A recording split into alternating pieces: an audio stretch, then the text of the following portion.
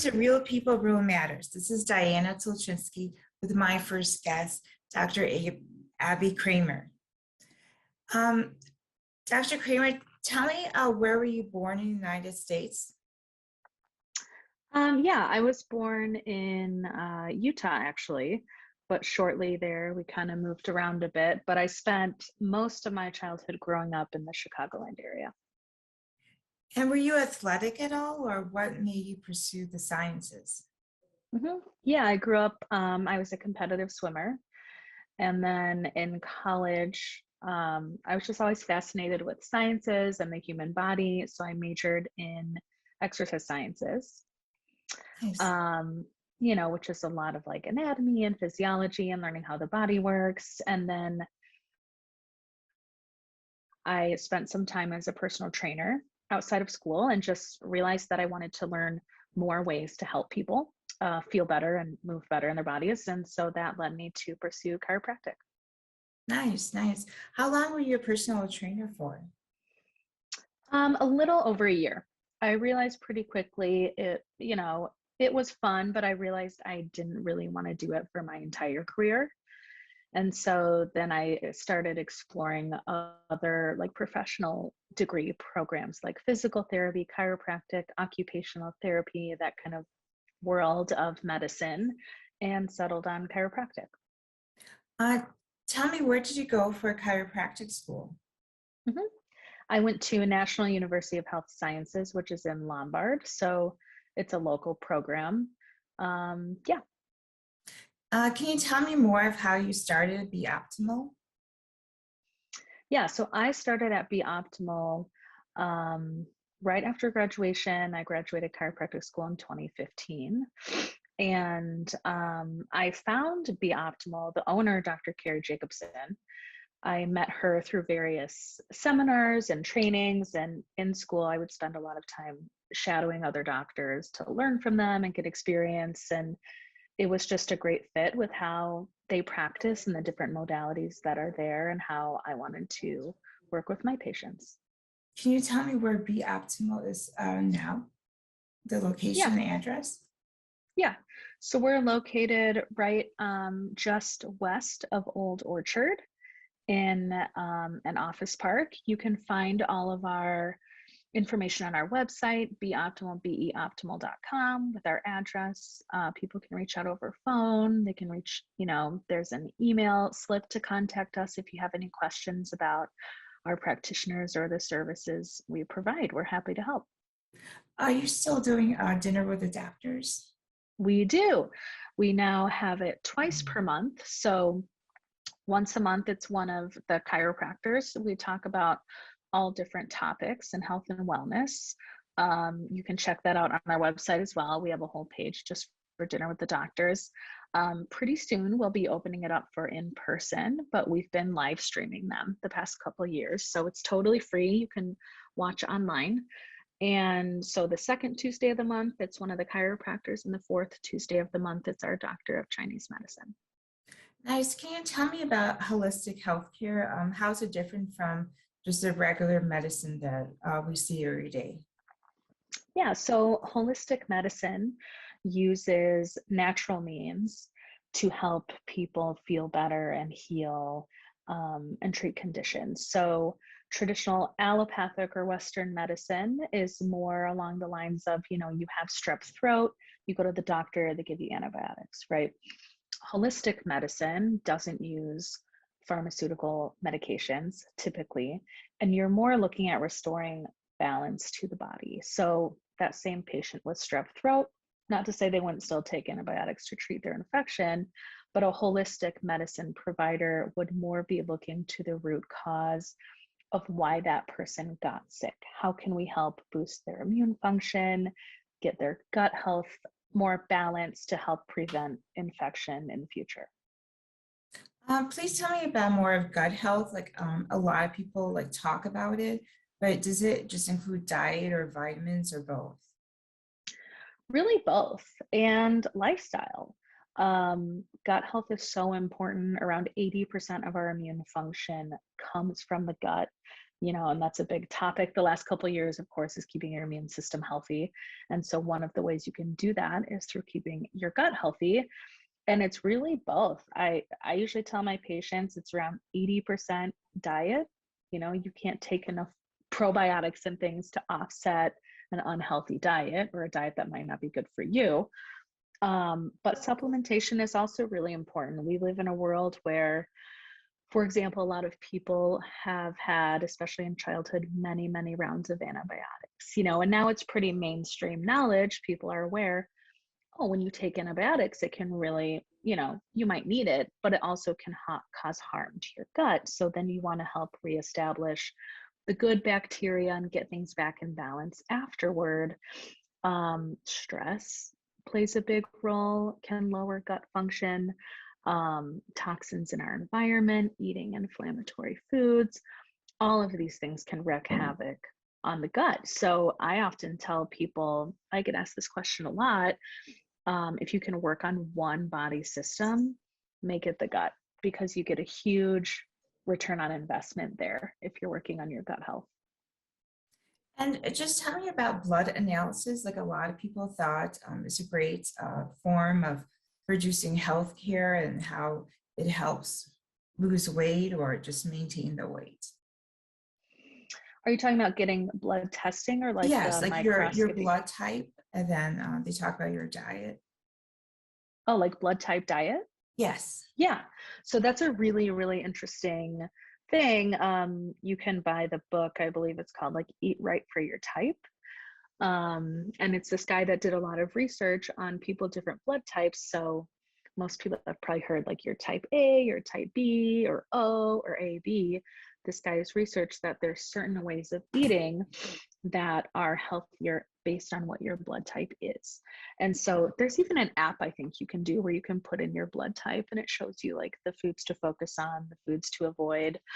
My stance is always like, give it a try. It definitely can't hurt. No, but I will say no one thing works for everyone, right? So some people will have amazing success with that program and that way of eating, and other people, it might not be the best for them. So I think like anything, read about it, explore it, see what resonates, and give it a try though. It definitely can't hurt. Can you tell me about intermittent fasting? Do you approve of that, or how is it that for like an elderly person or someone in the 40s? Mhm. Intermittent fasting, there's a lot of amazing research on it, that can be really helpful for inflammation levels, for the digestive system, for aging, like anti-aging properties of fasting are amazing. A lot of the countries that regularly fast, due to their culture or religion, actually tend to live longer. So I do think there's a lot of benefit. However, it's kind of the same answer. No one thing works for everyone. So I have had some patients that have tried fasting and they just feel horrible. They like get headaches or feel groggy, like they just feel better when they eat breakfast earlier. Now, you can benefit from fasting on a smaller scale. So, what some people do is just stretch out your breakfast a little longer or stop eating a little earlier. So, maybe instead of just having like 8 hours where you're fasting overnight, you stretch it Mhm. to 10 and see how you feel. Fundamentally, I think it's good, but I do think some people really struggle with blood sugar balance. And so Mhm. it could make them feel worse. So it's definitely worth a try. See how you feel. My goal with my patients is to get to them to the place where they can just listen to their bodies, right? So I'll kind of, depending on the day, some days I'll do intermittent fasting. If I'm not hungry, I won't eat till 11, and I don't sweat it. Other days, if I wake up really hungry, I'll eat a healthy breakfast because, to me, that's my body being like, I need nourishment, I need food. Please tell me your opinion about keto. A lot of people like saw really great results, and then some hmm people didn't. hmm Yeah. It's another, this is that hard thing where my answer always goes back to depends on the person, right? Keto is done poorly with a lot of folks. So, what a lot of people need to realize is going on a keto diet does not mean just eating a ton of fat. And that's what a lot of people do, right? They'll eat tons of nuts and fatty foods, and, and then part of it is then you can have other detrimental effects like really raising cholesterol or having other issues. You get into a ketogenic state, which is what the keto diet is all about, by restricting carbohydrate, not by eating a ton of fat. Okay. So, what a lot of people do when they go on the keto diet, then it really increases the calories they're eating all throughout the day. And so they can actually end up gaining weight. And, they'll do all these like snacks full of coconut oil and all this stuff, which that stuff isn't inherently bad. But how you get into ketosis is really just by restricting carbs. So for a lot of people, if they just took out like the breads, the pastas, the crackers, like the white foods, they could get into that state. So you want to be careful with not eating an astronomical number of calories or like so much fat, especially if you're mostly sedentary and not necessarily burning it. But I have seen a lot of success with the ketogenic diet for people looking to lose weight, stabilize their blood sugar. It's great for hormonal balance. So I think when done the correct way, it can be a really positive thing. But I would suggest people that want to go down that route to do it under the care of a provider like myself or a nutritionist or your doctor, something like Yes. that. Someone who can keep an eye on like your blood work and how you're feeling and make sure it's a healthy option. And I understand, basically, do you shop with your clients or do they get a list of things of food preparation? hmm I don't do the shopping per se. I have great nutritionists I refer out for people that need help really getting started with like meal planning and what to do and how to prep food. My job is more giving patients a protocol. So, okay, in light of XYZ system, I want you to avoid these two foods. Let's say it's like processed sugar and dairy. Okay. Then if they need more help, like what does that look like? How do I prepare my favorite foods without those ingredients? That's where I would bring like a nutritionist into the picture. And do you have any hormones or supplements for fatty liver disorder? I know that's really popular among the Mhm, population. mhm. Fatty liver, the biggest thing is lifestyle changes. There are a lot of herbs and supplements that can help boost liver health and liver function and help the body detox more effectively. However, usually fatty liver comes from a lifestyle with like processed foods, a lot of sugars, a lot of carbohydrate. Alcohol is a big Mhm. contributor to that. So with fatty liver folks, it's kind of like I said before, it's like 80% making those lifestyle changes, cleaning up the diet, lessening alcohol and sugars, more exercise. And then sure, a couple supplements could help offset that. But if Mhm. people aren't necessarily willing or aren't in the place yet to make those lifestyle choices, it's just going to keep going down that path. But the cool thing with the liver is it does completely regenerate. Oh, nice. So if you take a break from the foods and the lifestyle habits that kind of cause the condition, it can recover quite nicely. And do you have any techniques for neuro emotional techniques? Mhm. Neuroemotional technique or NET is a big one that both myself and the other doc I practice with are certified in. And it is a technique more for mental health, for anxiety and stress.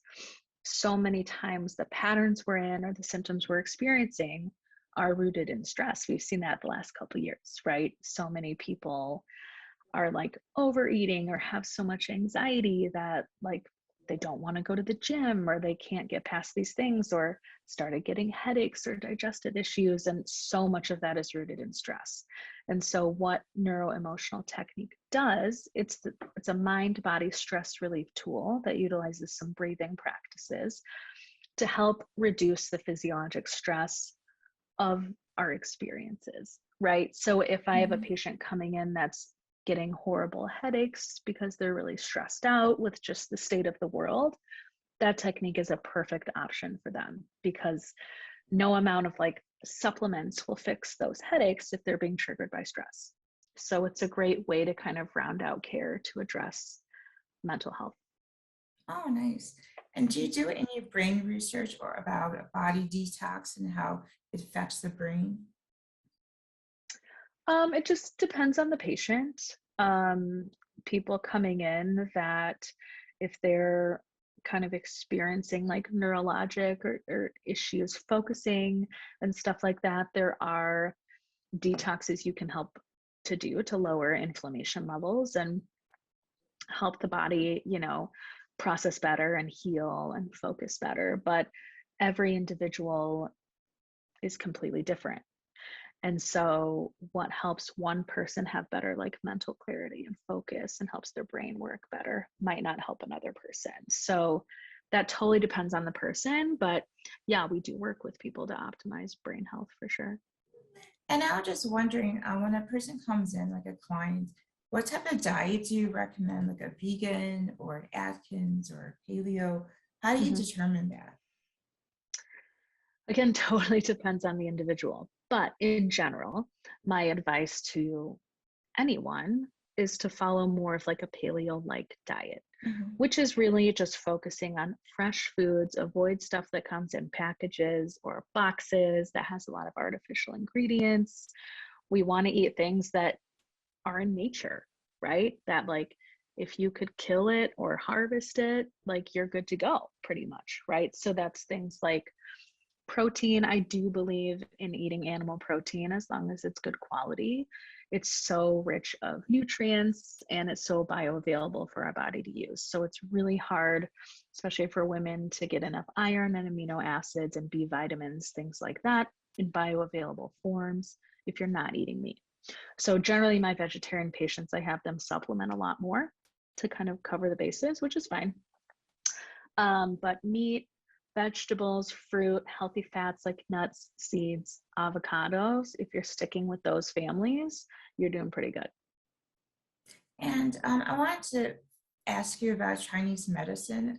I know that was like on the reports, like you can trust Chinese or you can't trust like the nutrients. What is your belief? I love Chinese medicine.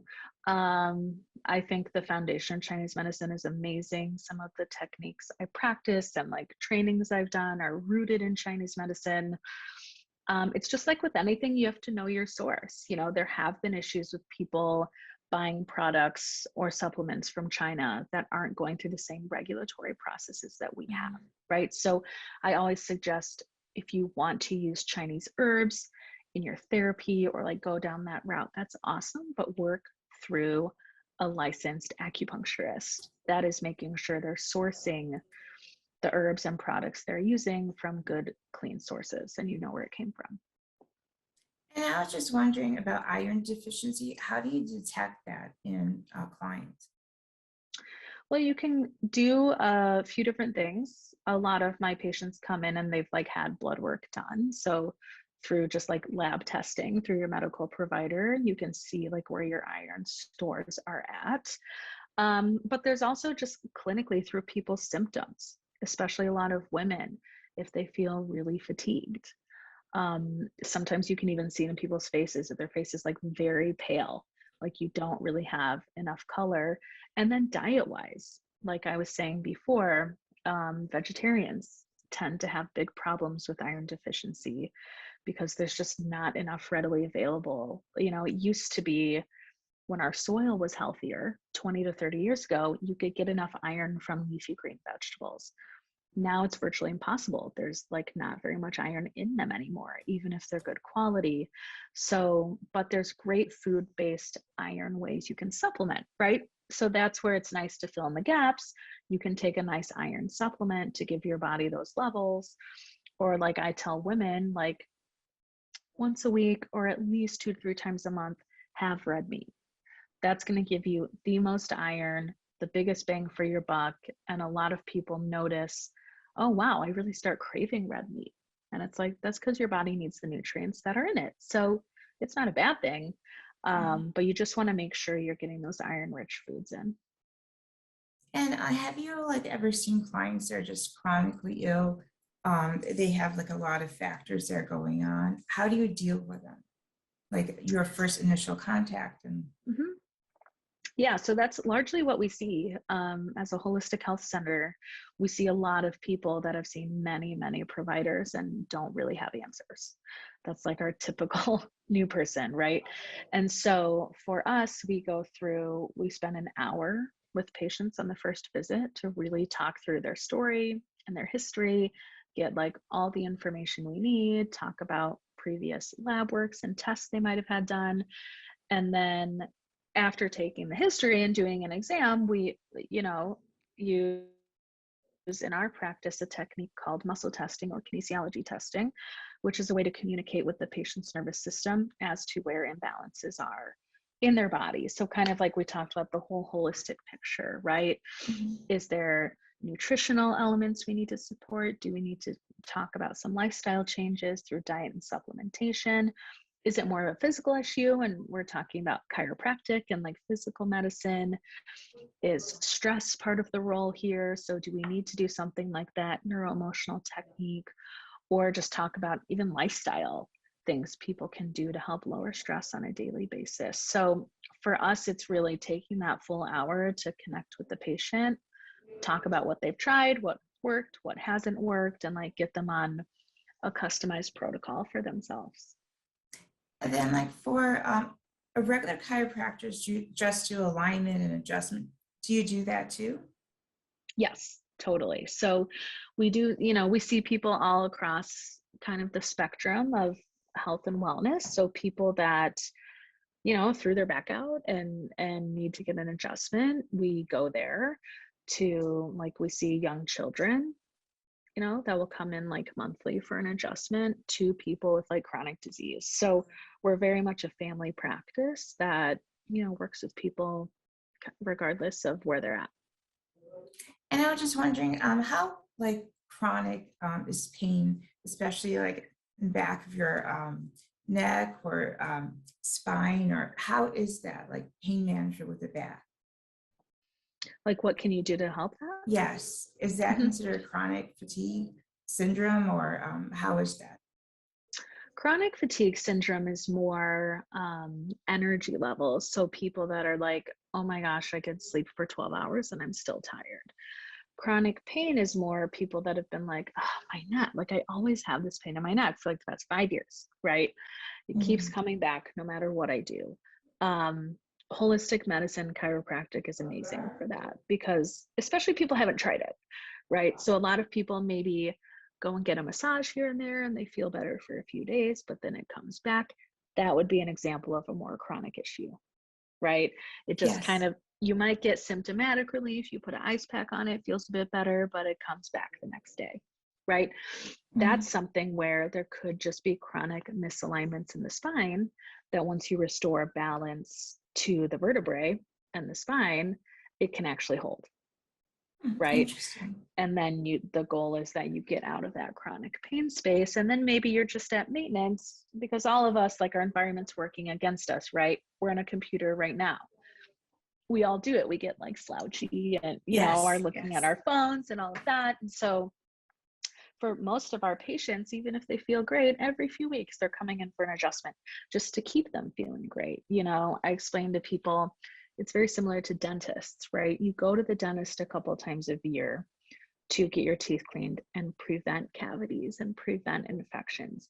You don't only ideally go to the dentist when like your teeth are falling out and you need a root canal, right? So Yes. chiropractors are, in my opinion, should be very similar, right? You go to chiropractic care regularly to keep your spine healthy and pain-free and everything moving well, to prevent throwing your back out when you have to shovel the snow or whatever it might be. Hmm. And how important are their legs with diabetes too? Do you do like those baths, ionic baths? Oh, the ionic foot baths. Ionic, Yes. yes. We do have those at our office. They're really cool. A woman does them a few days a week that she's been doing them for like 20 years. And it's a great compliment. I mean, some people come and just do that, and that's another thing I wanted to speak to at our office is we really pride ourselves on there's something for everyone. If you're not in the place where you're looking to see a practitioner like myself one-on-one, Mhm. we have these other healing modalities and therapies that anyone can come do. So The ionic foot detox is you put your feet in a bucket of warm water and salt, and there's an ionizer that's attached around your wrist and in the water, and it helps pulls out toxins through the pores in the bottom of your feet. So it's a really cool thing people can do seasonally, or some people love to do it once a month to just support your body. And do you have any tips for kids in high school or in college that want to go into chiropractic care? hmm Yeah, I mean, the biggest tip I would say, which I know in my generation, like we were horrible at doing, is to connect with like some chiropractors in your area and go shadow them. Like actually see what a day in the life in that field is. And that goes for any field you're thinking about studying. Because I think a lot of people think, oh, this would be so cool. But maybe when they actually observe it, they're like, oh, I didn't realize it was like that. So I think it's always good to get like the real world experience of seeing what it's like. And then you'll know if, you're there shadowing a chiropractor all day and you're like, I love this. I want to do this every day. Then you'll also feel more solid about majoring in that and studying it. And do you have any success stories about people or women and men that are chronically ill and just downright like in bad shape? And then after a couple of years, they got better, like improvements? Oh yeah, totally. I mean, that's what we do all day is see people that, we see people that have been to Mayo Clinic and seen the best of the best, and everyone says they're fine or they can't figure it out. And that's where like alternative medicine really shines. When Western medicine, when you've done your due diligence and got the scans and the testing and made sure, nothing like life threatening is going on, Mhm. restoring balance to the body, like putting the right fuel in, puts the body in a healing state. It's my belief that the body is designed to heal and balance itself if it's given the right environment, right? We've all seen that, right? You get a Yes, cold, yes. your body goes through it and fights it. Like your body's designed for this stuff, right? But a lot of Mhm. times there's just been too many toxins or chemicals or stress or whatever, so the body's not in a healing state. And so that's really what alternative and holistic medicine practices do, is just help put the right things in the body so it can restore balance to itself. Thank you, Dr. Abby Kramer. This is a Yeah, very educational conversation. Thank you. you're welcome. Thank you for watching Real People, Real Matters. This is Diana Tulchinsky with Dr. Kramer of Be Optimal.